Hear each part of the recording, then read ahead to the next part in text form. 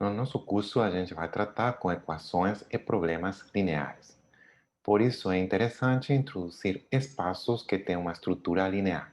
São os chamados espaços vetoriais. Na nossa aula, vamos introduzir os espaços vetoriais reais. Tá. Então, inicialmente, vamos usar uma abordagem geométrica, mas mais para frente vamos conhecer uma abordagem mais focada em coordenadas. Um vetor em Rn vai ser um segmento orientado em Rn conectando dois pontos. Por exemplo, algo assim, tá? Aqui temos um ponto A, aqui um ponto B, tá? Aqui temos o segmento e o segmento está orientado de A para B, tá? Ok? Dois vetores são o mesmo se podemos trasladar o primeiro sobre o segundo mantendo a orientação, tá? Por exemplo, se a gente tem esses dois vetores aqui, claramente eles vão ser distintos. Quando a gente tenta trasladar o primeiro, tá? Para que o ponto inicial do primeiro coincida com o segundo, a gente acaba encontrando algo assim. Esse aqui seria o primeiro vetor e o vetor vermelho seria o trasladado do segundo. Mas, claro, esses dois vetores não coincidem, então os vetores iniciais são distintos. Claro, a gente poderia considerar outra situação em que temos um, um vetor assim e outro vetor mais ou menos, mais ou menos assim, tá? Em que quando a gente traslada o primeiro vetor para que os seus pontos iniciais sejam iguais, de fato, os vetores, após a translação, são exatamente iguais. Então, esses vetores são iguais. Claro, para que dois vetores sejam iguais, precisamos que o comprimento dos segmentos sejam iguais, que as direções, que são as retas que contêm esses vetores, sejam paralelas, e também que os sentidos, que são as direções das setas, apontem no mesmo sentido, tá? Então, a priori, isso aí definiria vetores em Rn. São simplesmente segmentos orientados em que a gente identifica dois segmentos orientados se podemos trasladar o primeiro sobre o segundo ou o segundo sobre o primeiro de tal jeito que após a translação sejam iguais, tá? Então, um vetor está determinado por comprimento, direção e sentido. Se vocês têm esses dois vetores aqui, não podem ser iguais porque não têm a mesma direção, tá? Aqui temos distinta direção. Mas se vocês consideram esse vetor aqui e esse vetor aqui, eles não podem ser iguais porque têm distinto sentido. No primeiro caso, a seta aponta para a direita, bom, no segundo, e no primeiro aponta para a esquerda. Então, também são distintos, têm distinto sentido. Mas vocês poderiam ter uma situação como essa aqui, em que as direções são a mesma, os sentidos são o mesmo, mas os vetores são distintos porque têm distinto comprimento. Então, para que dois vetores sejam iguais, precisamos que o comprimento seja o mesmo, a direção seja a mesma também e o sentido seja o mesmo. Uhum. Então, em um espaço vetorial temos duas operações. Tá? A primeira operação é a soma de vetores. Uhum. E a segunda que vai dar um outro vetor. Tá? No caso de vetores de Rn, se a gente quer somar, será, vamos a escrever assim, se a gente quer somar esses dois vetores aí, tem uma maneira que é levar o segundo vetor, tá? Trasladar o segundo vetor para conseguir que o ponto inicial do segundo vetor coincida com o primeiro. Então a gente tem uma situação que é mais ou menos algo assim. E aí a gente desenha um paralelepípedo, tá? Já desenha aqui um lado que é paralelo a B, aqui um outro que é paralelo a U. Uhum. Não, tentar fazer um pouco melhor. E esse, e- esse segmento orientado vai ser, por definição, o vetor U mais B. Tá? Essa seria a definição geométrica da soma de vetores. É um vetor que não compartilha com o EB essencialmente nem comprimento, nem direção, nem sentido. Tá? Vamos ver outros exemplos em que a soma de vetores pode ser calculada usando coordenadas. Tá? Mas essa seria uma maneira de sumar a maneira de sumar vetores em array. Tá? E a soma de vetores é um outro vetor. Tem uma segunda operação que é a multiplicação de um vetor e uma escalar. Tá? A gente, por exemplo, pode considerar, se temos um vetor U e o número 2, podemos considerar o vetor 2 vezes U. Então, nesse caso, claro, o que vai acontecer é que esse vetor é um vetor que tem comprimento. Tá, a gente falou que os vetores estão determinados por comprimento, direção e sentido. Então, o comprimento de 2 vezes U é 2 vezes o comprimento de U. Uhum. O sentido, a direção, desculpa, é a mesma. E o sentido também é o mesmo.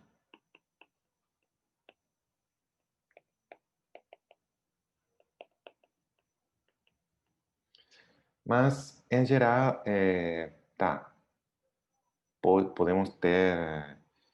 Claro, isso aí acontece sempre que a gente considera um número real positivo. Quando a gente considera um número negativo, por exemplo, poderia ser menos 3 vezes U. Agora, o comprimento de menos 3 vezes U não pode ser menos 3 vezes o comprimento, porque o comprimento é não negativo. Então, o comprimento de menos 3 vezes U seria igual a 3 vezes o comprimento de U. A direção de menos 3 vezes U seria igual à direção de U, mas o sentido de menos 3 vezes U seria igual ao sentido, a menos o sentido de U. Tá, em um exemplo, se vocês têm aqui o vetor U e vocês consideram 2 vezes U, o único que a gente tem que fazer aqui é colocar outra vez U e o resultado, tá? Uhum. O resultado vai ser exatamente 2 vezes U, que é um vetor que tem comprimento igual ao duplo do comprimento do vetor U, a mesma direção e o mesmo sentido. Se agora vocês consideram menos 3 vezes U, o vetor, claro, o vetor 3 vezes U seria esse aqui. Uhum.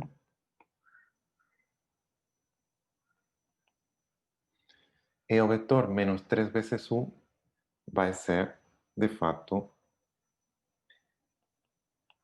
o vetor que coincide com 3 vezes U em comprimento e direção, mas tem o sentido oposto, tá?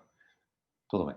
Então, o que acontece quando vocês multiplicam por um escalar é se o escalar é positivo, vocês mantêm direção e sentido e o comprimento é multiplicado pelo escalar, e se o escalar é negativo, o comprimento é multiplicado pelo módulo, a direção é mantida e o sentido é invertido, tá?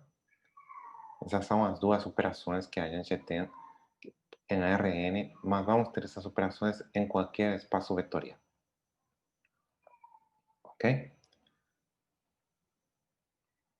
Um exemplo, como eu falei, é Rn.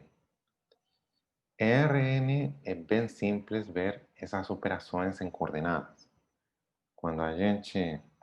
Porque, claro, quando temos um vetor que vetor U que conecta, que liga dois pontos, o ponto inicial do vetor e o ponto final, aqui vamos ter que as coordenadas do ponto inicial são x, desde x sub 1 até x sub n, e as coordenadas do ponto final podemos chamar de y, tá? Y sub 1, y sub 2, e assim por diante, até chegar a y sub n, tá?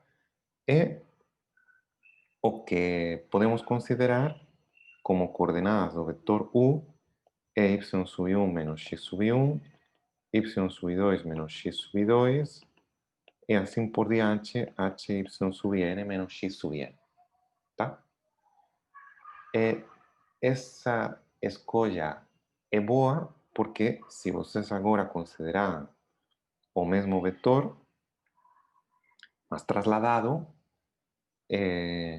claro, quando vocês trasladam o vetor, o valor aqui, as coordenadas do ponto inicial mudam. As coordenadas do ponto final também mudam. Mas a diferença das coordenadas do ponto final menos as coordenadas do ponto inicial não dependem do trasladado do vetor. Então, podemos identificar os vetores em Rn com n uplas de números reais. Tá? Isso podemos, sem problema, fazer essa identificação. Agora que a gente tem que os vetores em Rn podem ser vistos como n uplas de números reais, a gente pode ver nas n uplas qual é a expressão da soma e do produto. Tá? Então vamos lá. Como é que a gente somaria vetores em Rn? Tá? Agora temos a expressão em coordenadas. Bom, é simplesmente o vetor cuja primeira coordenada é a soma das primeiras coordenadas, a segunda coordenada é a soma das segundas coordenadas, e assim por diante. Então a soma vai ser, por definição,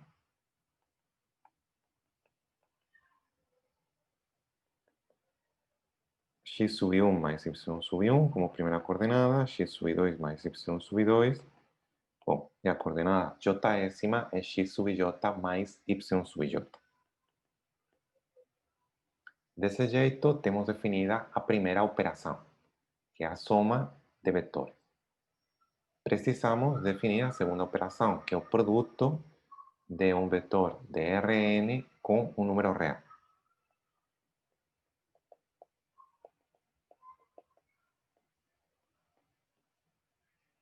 Mas vamos fazer da maneira mais simples que puder. A coordenada jésima do produto vai ser o número real vezes a coordenada jésima do vetor. Ou seja, aqui temos que a primeira coordenada é c vezes x sub 1, a segunda é c vezes x sub 2, e assim por diante, a chegar à última, que seria c vezes x sub n. E desse jeito, temos definida a soma de vetores em Rn e o produto de qualquer vetor de Rn com um número real. Tá?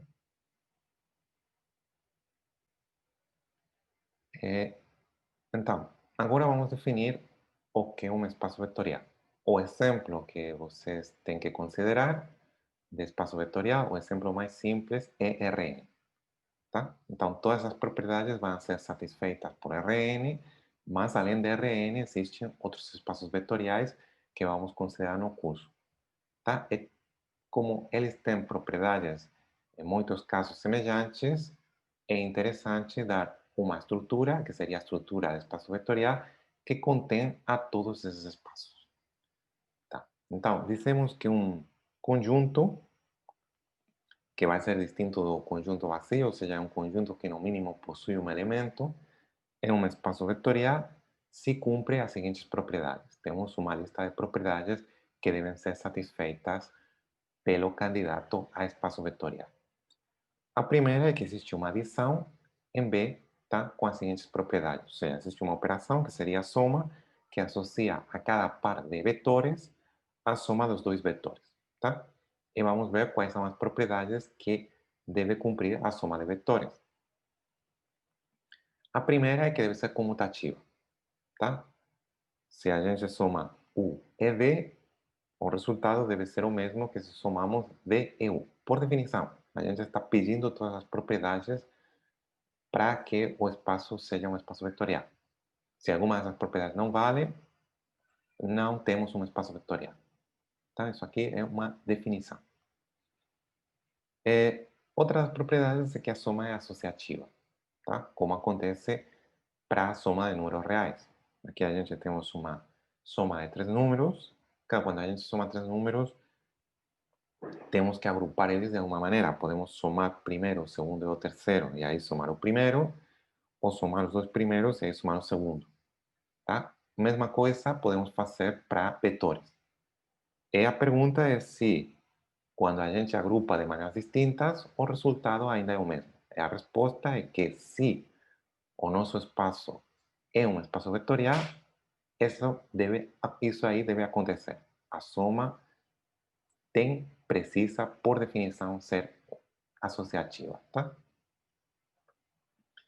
Outras propriedades que estamos pedindo é que existe um vetor, que vamos chamar de vetor nulo, tá? Que quando a gente soma qualquer vetor do nosso espaço com vetor nulo, qualquer vetor U com vetor nulo, o resultado é sempre igual a 1.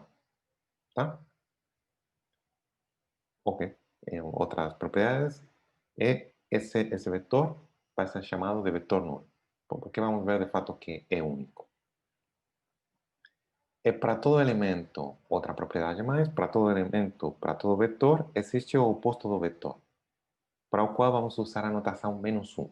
É que cumpre que quando vocês sumam U e menos U, o resultado é o vetor nulo. Tá? Ok? Bom, então, se vocês pensam em Rn, tá? Que não é o único espaço vetorial, mas podemos considerar agora, em um primeiro momento, para ter um pouco mais para que o nosso estudo seja um pouco mais simples, qual seria o vetor nulo de Rn? A soma é comutativa, a soma de vetores em Rn, a soma é associativa, e o vetor nulo, bom,